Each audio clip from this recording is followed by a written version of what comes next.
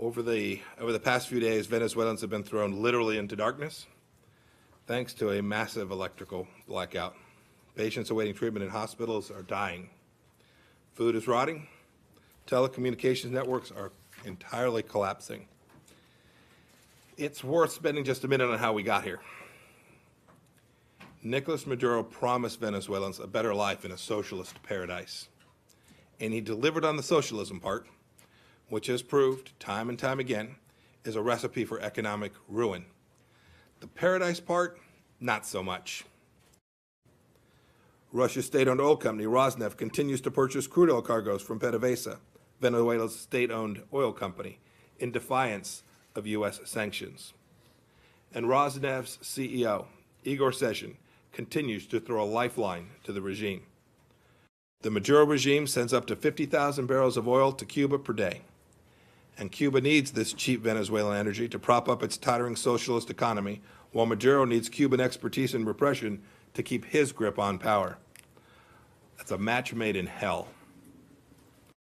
No nation has done more to sustain the death and daily misery of ordinary Venezuelans, including Venezuela's military and their families, than the communists in Havana.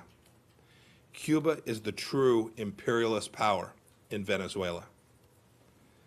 The Cuban government of Miguel Diaz-Canel provides political cover for Maduro and his henchmen so that they may stay in power.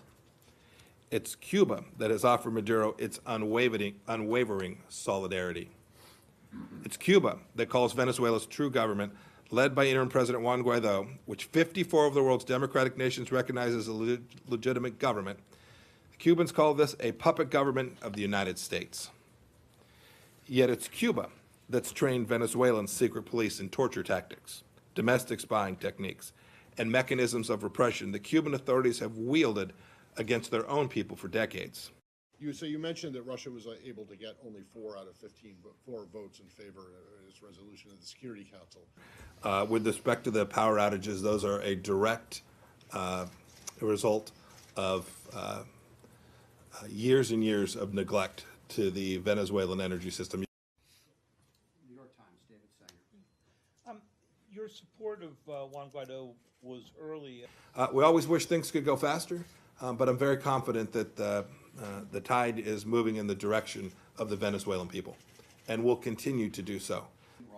Thanks. Hello, Mr. Secretary. Hi, how are you? A couple of questions. The one is, which other...